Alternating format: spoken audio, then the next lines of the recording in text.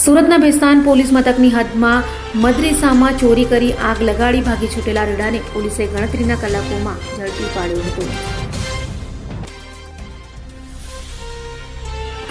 સુરતના ભેસ્તાન ખાતે આવેલ મદરેસામાં ગત 24મીએ વહેલી સવારે ચોરી કરવાના ઈરાદે ઘૂસી ઓફિસના તાળા તોડી તિજોરીમાંથી રોકડ 7.50 લાખ અને 4 મોબાઈલ ફોન મળી 8.45 લાખની ચોરીની ઘટના બની હોય, જે ઘટના બાદ આરોપી ઓફિસમાં આગ લગાડી દીધી હતી, જે ઘટનાને લઈ ભેસ્તાન પોલીસે તપાસ હાથ ધરી હતી. સુરત પોલીસ કમિશનર અનુપમસિંહ ગેહલોત, અધિક પોલીસ કમિશનર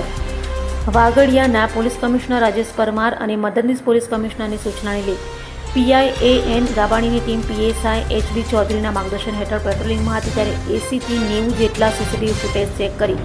લાખોની ચોરી કરી ભાગી છૂટેલા રેડા મૂળ યુપીનો અને હાલ ઊન ખાતે રહેતા સમત મનિહારને ઝડપી પાડ્યો હતો અને તેની પાસેથી પોલીસે મુદ્દામાલ કબજે કરી કાયદેસરની કાર્યવાહી હાથ ધરી હતી. અભય થઈને નિષ્પક્ષતાથી નિરપેક્ષ રીતે વાસ્તવિકતાનો અરીસો રૂપી સચોટ માહિતી લાવતો સત્યની સાથે અભય ટાઈમ્સ.